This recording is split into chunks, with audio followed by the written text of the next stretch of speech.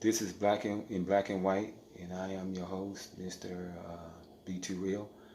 This is my first YouTube video, so here we go. I'm making these videos now because I made a decision in 2019 that I was not going to sit back and let political parties deceive the ADOS community. I, want to make sure I do my part, that we're voting very intelligently, and that we're understanding what our responsibility is in this place and in this space. I did a Facebook video yesterday. It was my first one. I think it was all right. Got 13 views. So to those 13 people, thank you.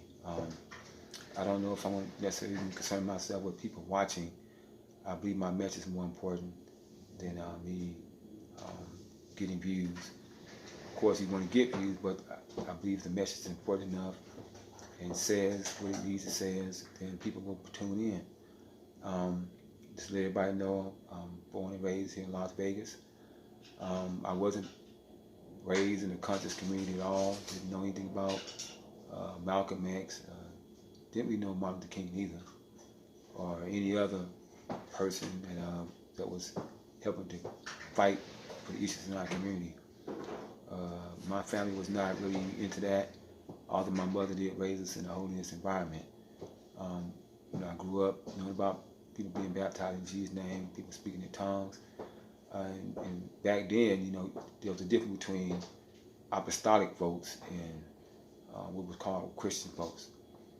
Today, we kind of dropped the ball in a lot of areas, but with that being said, I'm here to encourage the ADOS community, or the fundamental Black American community, to make sure we do our due diligence this election year. To let you know, I was a Bernie Sanders supporter when he ran against Hillary Clinton. I also gave him money, and he, wasn't who I thought he was. He allowed Hillary Clinton to cheat him out the election, and then he ended up supporting her. And if you know her story, we can go back to the drug cartel of the 80s. We can go back to Three Strikes You're Out, which was Southern Strategy laws. At least the Three Strikes You're Out was Southern Strategy laws that was meant to lock us up, and it did. She called us super predators, and it seems as though this time Biden, who was the architect of that Three Strikes You're Out, is running for office. So we just need to make sure that we're not voting people in that they're not looking out for our interests. Like I say, Bernie Sanders, he supports HR 40, but he doesn't support cash payments. I am a firm believer of reparations, cash payments along with therapy, and some re-education, and some land. I believe this is our time to stand up. I believe there are forces in this country that are striving to do what I'll call the Thanos snap, or do the end game. And it is my responsibility as a ADOS person to educate us about what we should and should not be doing. We should not be allowing others to deceive us or make us fearful to vote when we get nothing out the deal. Marianne Williamson, for those that knew who she was the only candidate who spoke about our issue. She made a point to say it was a debt that was due, and it was part of the atonement process. She gave also a number figure of about $500 billion, although the debt is said to be about $17.1 trillion. My personal view is at $27.1 trillion, but it's estimated by those who study it, $17.1 trillion. It's so important that we understand that we don't have too many years to go along with this reality or the agendas of those who don't care about us. So I have to make these videos to do my part, because I can't sit back and allow us to continue to not really understand what we should be doing, whether it be our spiritual responsibility or our social responsibility. I'm a person who believes in doing it. It's not easy to get up and making these videos. It's easier when you watch somebody else's videos, but to have to make your own, but so bear with me while I'm going through this process. I will say, I want to give a couple shout outs to Breaking Brown with Yvette Cornell, Tone Talks with Tony Moore, William Darity. I'm going to even put a shout out to Vicky Dillard of Fly Nubian Queen. And I owe Brother Rich an apology of Black Magic 363. I actually, in my Facebook video, called it Black Magic 63, but it's Black Magic 363.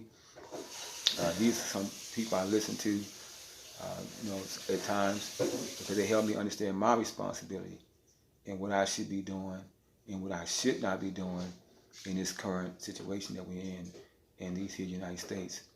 I'm going to also say, hoping that this video can reach those of the diaspora, the slave diaspora. What I mean by that is, if you're from Haiti, you're from Jamaica, parts of Mexico, El Salvador, Brazil, Panama, those of you whose ancestors come from slavery, I really directing this to you because hopefully I can encourage you to stand up and take a stand in your country and in your city about what is owed to you.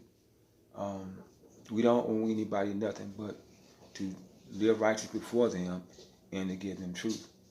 And sometimes the truth is not going to be what they want to hear, but the truth, as the words say, will make you free. Free to do what? Make better decisions, to do things differently, to not make the same mistakes. So I'm going to make sure I do my part, and to make sure that my community are not voting for people that are scheming and scamming. Make sure that whoever you're voting for has a black agenda.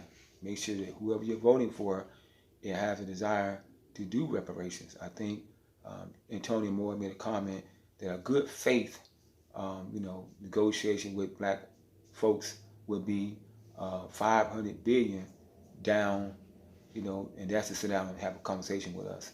And what I mean by $500 billion down, which means they sit down and come up with ways to give the descendants of African slaves in the United States $500 billion to sit down and to negotiate the rest of the process. I don't think reparations are just a check. It's more than that, and it's generational. We have to make sure that they get this thing right. I'm not going to be voting for Trump, but I'm not voting against Trump either. I believe that Trump represents unrepentant sin, and he represents judgment. Unrepentant sin because this country hasn't done right by the descendants of slaves, the African descendants of slaves in this country. And so when people like Marianne Williamson get up and say reparations, or before that was Jill Stein, and they were talking about reparations, and Marianne put a money figure on it, that's God's way of striving to get this country to do right by those people that they disenfranchised after slavery. It wasn't just slavery. It was after the things that happened after slavery. You can go back to what happened in Oklahoma, Kansas City, Tennessee. Various things happened to black folks. Detroit. A lot of things happened to our community, and we haven't been made whole.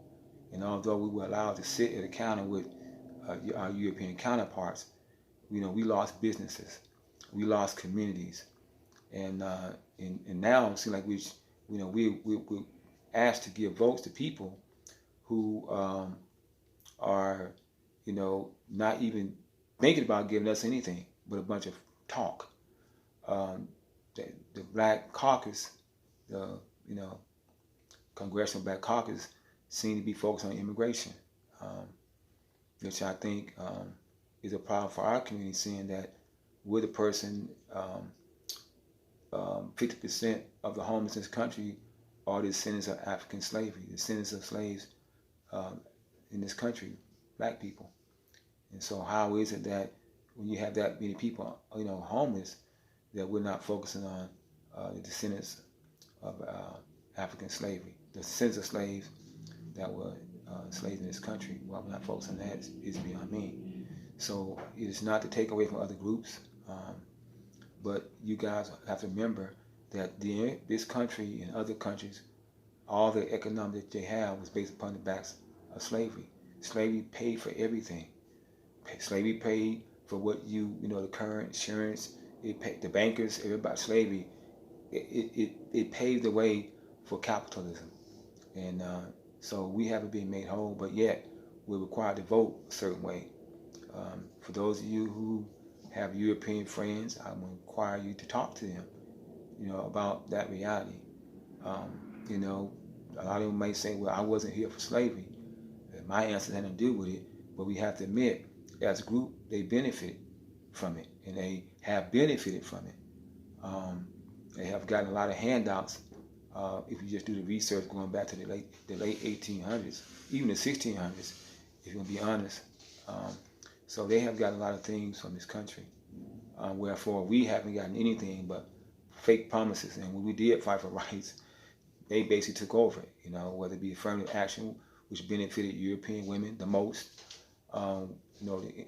Immigration seems to be a big thing amongst the Democratic Party. And, that doesn't benefit us. We're not immigrants. But we are only people in the country. And I'm saying in the Americas, if you were ancestors for slavery, we were the only people who were brought over here against our will. We didn't ask to come here. But, so don't tell me we are involuntary. We were, kidnapped people or enslaved people. And yes, Africa too has a responsibility to our community, other than inviting us to come over for tourism. Part of repentance is making things right. And I like to use Jesus for example, because, even though we don't want to acknowledge him, a lot of us, in our lifestyle or what he did, there's a debt owed to him. And yet he's willing to forgive our debt, but we have to be willing to live like he lived. He asked a man to take up his cross, sell everything, take up your cross. So those of us who ain't got money, Jesus expects you to get rid of all your bad behaviors, take up your cross and follow him, because he paid that price on the cross. And for those of us who say, well, I wasn't there, or I don't believe that Bible is real, it's irrelevant. Jesus was an actual person. The word says, if we believe not, he yet abideth faithful, because he can't deny himself. So it doesn't matter what we believe. We have responsibility to him and to our own community. And those communities around us, whether it be European, whether it be the immigrant community, they have to understand that what they're fighting, the resource they're fighting for, slavery purchased it for free. Our ancestors did it for free. So, and we haven't got anything for it. We were promised 40 acres and a mule, and we didn't get it. So, it's not fair to ask us to keep helping everybody else. And when we say, reparations, a check, everybody wants to scream and holler about how they wasn't involved in that. And yet we gave money to the indigenous people that were mistreated by the European people in this country. We had given money to the Japanese people that was disenfranchised by the European people in this country. And we also had a hand in giving money to the Jewish people who were disenfranchised in Germany. And I do understand the bankers' involvement with the Jews in Germany, and I'm speaking about the bankers, the United States bankers, who played their role in what happened to the Jews in Germany. So I'm not anti anybody being made whole. My problem I'm having is folks are being anti us being made whole. But we either can do it the hard way, or we can do it the easy way. The easy way is that everybody recognizes that slavery built the Americas. And whether you be in Mexico, El Salvador, Brazil, slavery built your country. And even though you didn't, involve it, you weren't involved personally, those who came to the Americas benefited. One of the things what they had of this country was give us your poor. And they weren't talking about Africa when they said give us your poor. Most of the people after that came from, Italy and Poland and various countries around the world. And at that time, we wouldn't get a lot of Africans coming over here. So you guys came, and made a way for yourself, but no one considered the slaves that built this country. No one considered those who were enslaved to build their wealth that gave you the opportunity to come and build a better life. And so we're in the era of this space where it's time, we have to make the decision to do what's right. Yes, it may not benefit a lot of the European communities. It may not benefit a lot of the immigrant communities, but it's a debt that's owed. I like to use the story of Moses when he went to see Pharaoh. Um, his kinsmen spent 400 years building the empire of Egypt. I'm saying Egypt was our brother before they made it European. So they spent 400 plus years building, the Egyptian economy, and they were very much oppressed, by the Egyptians. And the Lord spoke to Moses and told Moses to go speak to Pharaoh and tell Pharaoh to let the people go. And of course, Moses wasn't willing to go. He made excuses, like most of us do. But the Lord said, he made one excuse that I'm not of a good speech. And the Lord told him, well, you go get your brother Aaron. So the Lord did not send the whole, Hebrew community to Pharaoh. He sent Moses and Aaron. And so some of us on YouTube represent Moses and Aaron. Some of us represent Mordecai. Mordecai stood at the gate in the days of Esther. Now you're going to hear me talk about a lot about Exodus and a lot about the book of Esther, because I feel those two periods are current in 2020. So, we're getting back to Mordecai. He kept to the ways of his country.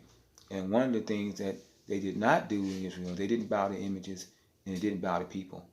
And Haman, who had some power with the king of Persia, was informed that Haman was not bowing, when Haman would walk by. And Haman became angry with Mordecai and conspired to kill him and the whole Jewish community. And that's another reason why I'm on the YouTube. I feel there is some people out here who want to destroy us. If you look at the movie Harriet Tubman, I think that sends a shot across the bow, because there never was a big alarm ever. Some people might like Black Panther, but if you understand, the original Black Panther Party and what Killmonger really represented, you'd be offended. You would have been offended as well.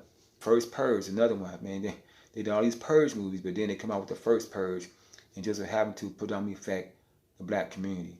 So we have to understand that people do have agendas out here.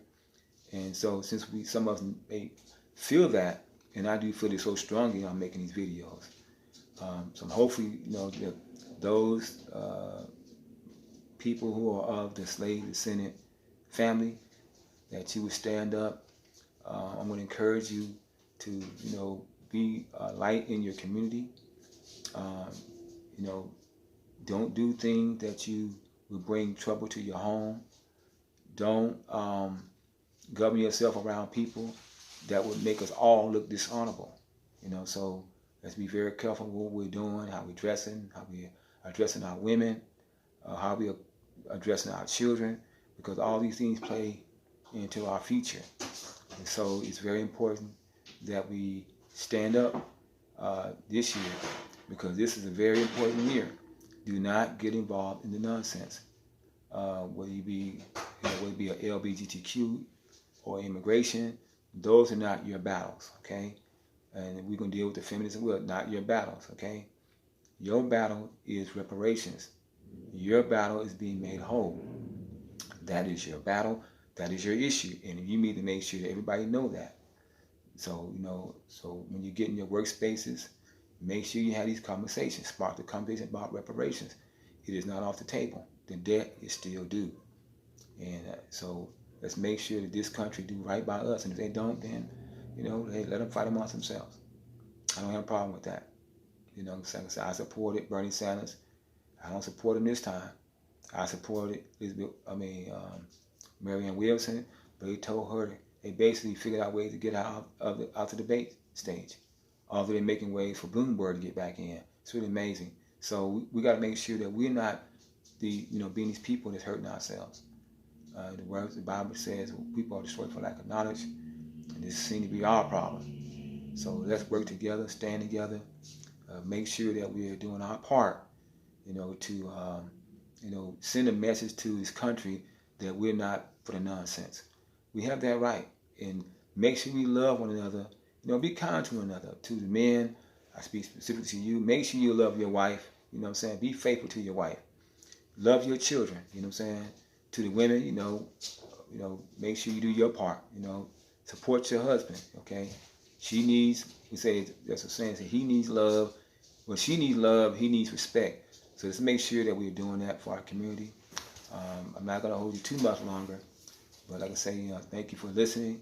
For those that like the video, I'm sure I'm going to hear from you. For those that hate the video, I'm sure I'm going to hear from you too. But the main thing is that we spark this conversation and that we send a message to the United States and beyond that we're here and we're going to be heard or reap the consequences.